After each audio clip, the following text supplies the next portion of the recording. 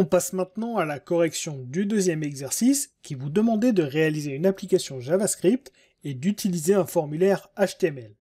Un petit peu de contexte sur cette application que vous deviez réaliser. En fait, celle-ci m'a été inspirée par un site web qui proposait cette fonctionnalité de calculer le nombre de litres de peinture à commander pour effectuer ses travaux de rénovation. C'est donc un programme réel qui a une pertinence concrète. Faisant moi-même des travaux de peinture chez moi, j'ai utilisé cette application que j'ai codée pour effectuer mes commandes de produits, et donc de peinture. Cela étant dit, on va s'occuper d'écrire le code correspondant. Ce qu'il faut savoir, c'est que pour peindre une pièce, il faut s'intéresser à plusieurs paramètres: la longueur de la pièce, la largeur, la hauteur, et enfin, la consommation moyenne de peinture par mètre carré. Ce sont les 4 paramètres nécessaires pour calculer le nombre de litres de peinture nécessaires.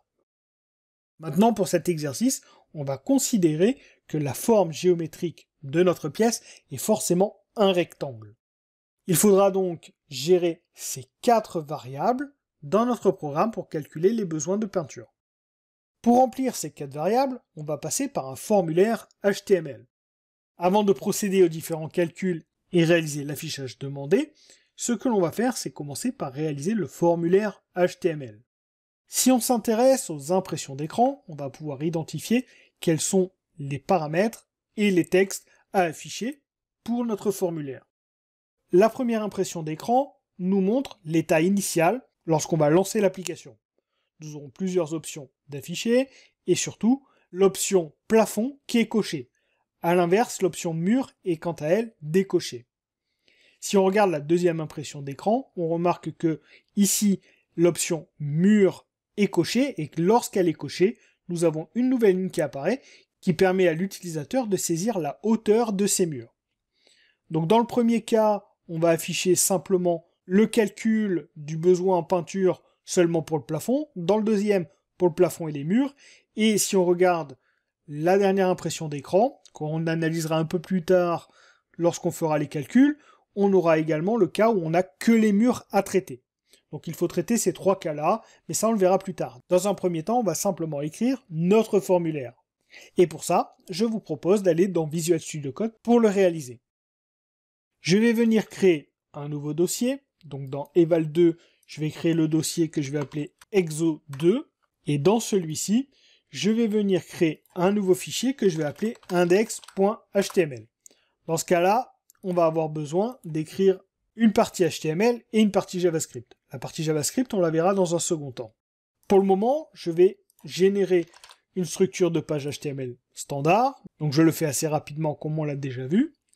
Je vais commencer en mettant la première ligne, l'estimation du nombre de litres de peinture nécessaires. Donc là, j'ai pas besoin de le mettre dans un form, je vais simplement écrire mon texte. L'estimation du nombre de litres, d'ailleurs on va mettre un S, puisqu'on en aura plusieurs, de peinture nécessaire. On va ensuite rajouter le form, et dans ce form, on va mettre tous les inputs, et on va considérer, pour le moment, que mur est coché. Donc on va tout afficher, tout ce qu'il y a là. Je vais essayer de réaliser ça assez rapidement. Donc d'abord, on va mettre un form avec la balise correspondante. On va créer différentes sections pour l'ensemble de nos inputs. Donc nos inputs, le premier, on va mettre la consommation par mètre carré. C'est ce qui est écrit à ce niveau-là. Donc je fais un label pour afficher le texte. On va écrire dans l'attribut for que ça sera la consommation. Je mets ensuite consommation mètre carré par litre. Donc ça, c'est le texte qui est affiché à l'écran. Et je rajoute, bien sûr, l'input, qui va être de type number, avec un ID qui doit correspondre au for et qui sera donc consommation. Et si on veut faire un traitement PHP derrière, on peut rajouter le name. Donc pour bien vous montrer qu'on n'en a pas besoin dans cet exercice, puisque le traitement sera fait en JavaScript, je ne vais pas utiliser l'attribut name. Ça vous permet comme ça de comprendre un petit peu mieux l'intérêt de ces attributs. Ici, on va utiliser simplement l'identifiant. Je vais déjà afficher cette première étape. Donc pour ça, je vais faire un clic droit sur mon fichier index.html et afficher dans l'explorateur de fichiers. Et je vais simplement double-cliquer dessus pour l'ouvrir. Donc pour le moment, nous avons le texte et l'input correspondant. Je continue en mettant le deuxième div. On va y mettre le deuxième label. Alors ce que je vais faire peut-être, c'est copier ce qui a été fait au-dessus pour gagner du temps. Puisqu'on aura la même chose, on va simplement remplacer les différents textes. Donc là, on va s'intéresser à la longueur.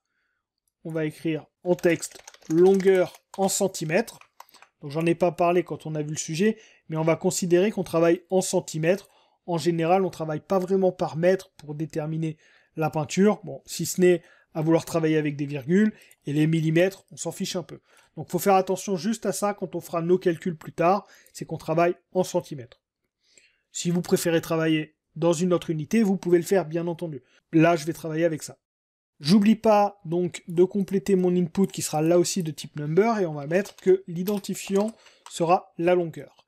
Je continue en mettant la largeur, qui sera elle aussi en centimètres. Le for, on va écrire largeur, et l'identifiant de l'input, pareil, largeur. Je peux actualiser sur la page, on a bien ces inputs qui apparaissent, et maintenant, on va attaquer les checkbox pour plafond et mur.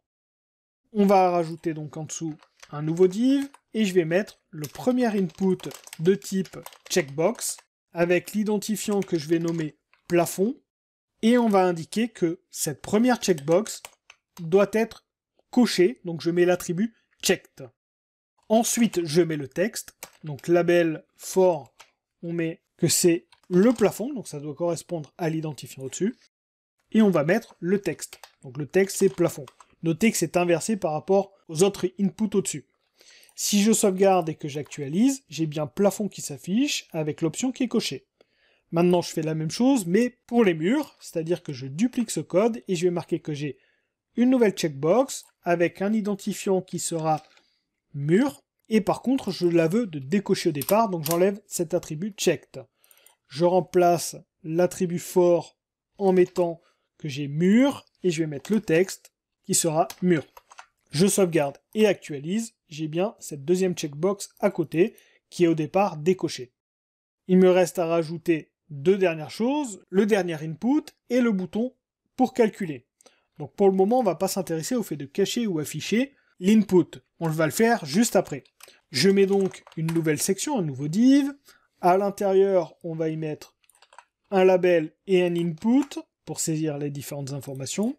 Alors je vois là, j'ai marqué largeur. Au lieu de largeur, je rajoute juste le R. Et à ce niveau-là, je vais écrire que ça sera la hauteur. On aura hauteur des murs, en centimètres toujours. Et enfin, on met un input correspondant à la hauteur, et je ne vais pas mettre par contre que je l'aurai en required, puisque lorsque mur sera décoché, je n'aurai pas à saisir la valeur. Donc je ne peux pas avoir cet input qui sera en required.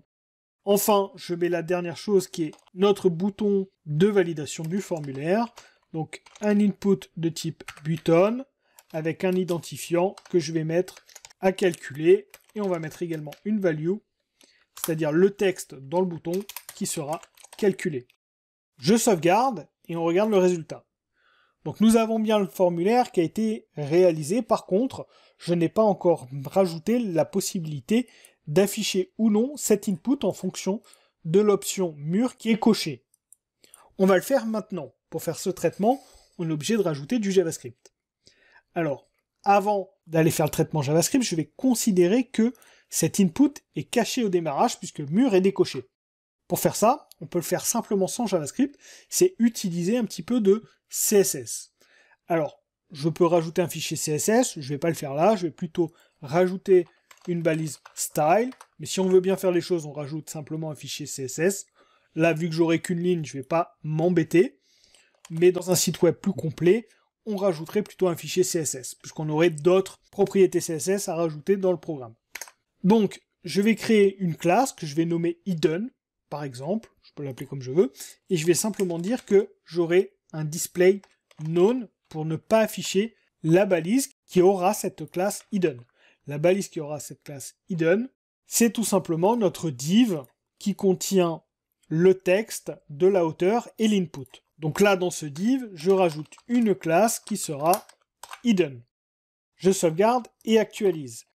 nous avons plus l'input qui est affiché. Par contre, si on fait un F12 et qu'on analyse, si je viens à ce niveau-là, on peut voir quand même que le div est bien présent avec l'input. On a juste la classe hidden qui le cache. Donc sur un traitement comme ça en JavaScript, c'est très bien de le faire de cette manière-là. Par contre, quand on est sur un site plus complet et qu'on a un traitement PHP, ça suffit pas. Il faut faire des contrôles, bien sûr, en PHP pour voir si l'information a été saisie ou non. Parce que là, on peut manipuler directement sur un site web en utilisant la console de Chrome, par exemple. Si j'enlève tout simplement cette classe, vous allez voir que directement, il apparaît maintenant. Donc sans même avoir modifié le code, mais juste en modifiant grâce à cette console, je peux faire des choses. Donc c'est pour ça qu'il faut faire très attention quand on a un traitement derrière serveur, de bien identifier, de bien vérifier tout ce qui a été fait, même sur des petites choses comme cela. On a rajouté des attributs HTML et du CSS. Ça suffit pas du tout quand on a un traitement PHP. Pour un traitement JavaScript en local comme ça va pas changer grand chose, puisque on n'a pas de traitement serveur. Donc là, ça convient très bien ce que j'ai fait pour cette petite application. Maintenant, on va quand même rajouter maintenant, si j'actualise, le fait que quand je coche le mur, je veux afficher mon input. Et pour ça, il faut simplement supprimer cette classe hidden de notre div. On va aller l'écrire.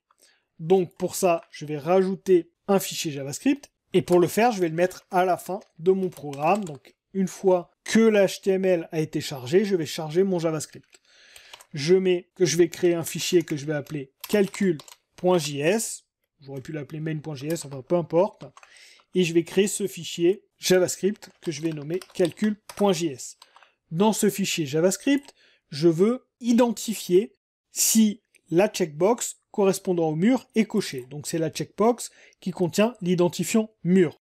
Je vais venir sélectionner cet input en passant par une variable. Donc je mets let input mur et je vais faire un document.querySelector pour aller chercher cette balise en disant que j'aurai l'identifiant mur. Si on veut être plus précis, on peut écrire que c'est dans le form. Bon, peu importe, ici ça va fonctionner très bien en disant que je vais chercher directement une balise qui porte l'identifiant mur. J'ai récupéré cette balise en JavaScript, maintenant il faut identifier l'event qui est dessus. L'event, c'est celui de cocher ou décocher l'input, c'est-à-dire un changement de valeur de cet input. Donc pour ça, je vais simplement écrire input mur.addEventListener pour ajouter une gestion d'event, et l'event que je veux suivre, c'est le changement de valeur. Donc c'est l'event change.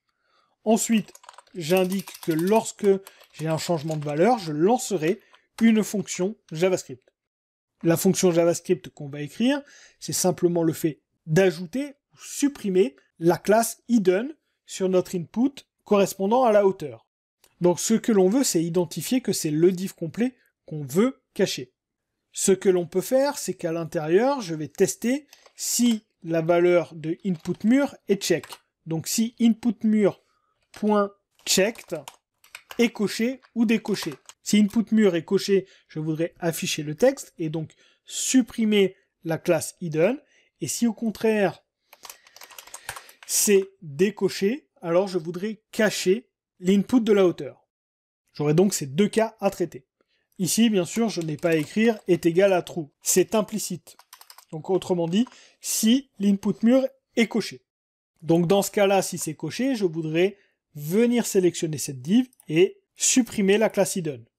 On va le réaliser directement, donc je vais faire un document.querySelector et je vais venir chercher l'élément qui porte la classe hidden.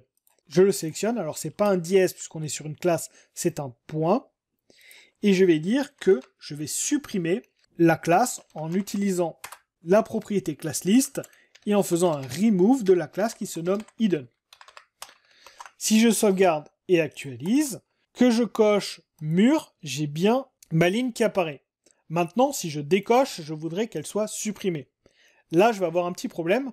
Je peux pas sélectionner ma balise qui porte la classe hidden, puisqu'en l'occurrence, si on regarde, elle ne la porte plus, puisqu'on l'a supprimée. Donc, en fait, il va falloir rajouter un identifiant pour bien identifier cet input. Donc, ça, c'est assez simple. Je vais juste rajouter ici dans mon div le fait que j'aurai un identifiant supplémentaire, que je peux appeler hidden aussi, par exemple, ou alors je vais l'appeler peut-être div mur, ce sera un petit peu plus logique. Et donc maintenant que j'ai rajouté cet identifiant, qui lui ne va pas bouger, je peux plutôt écrire que lorsque je vais faire ma suppression de la classe hidden, j'ai plutôt travaillé sur l'identifiant. Donc sur cette première étape, ça ne change pas grand-chose, ça va fonctionner comme avant. Par contre maintenant, je peux toujours venir sélectionner cette div en utilisant l'identifiant qui lui n'a pas changé. Et donc là, je vais faire un classlist.add et rajouter notre classe CSS qu'on a nommée hidden. En faisant ça, et en actualisant, normalement, je devrais avoir le fait de rajouter la div à l'écran, et si je décoche, elle disparaît. Donc on voit qu'on travaille sur la classe CSS qui est ajoutée sur notre div ou supprimée. Nous avons terminé le formulaire HTML. Je vous propose, dans la vidéo suivante, de réaliser maintenant les calculs et l'affichage du résultat.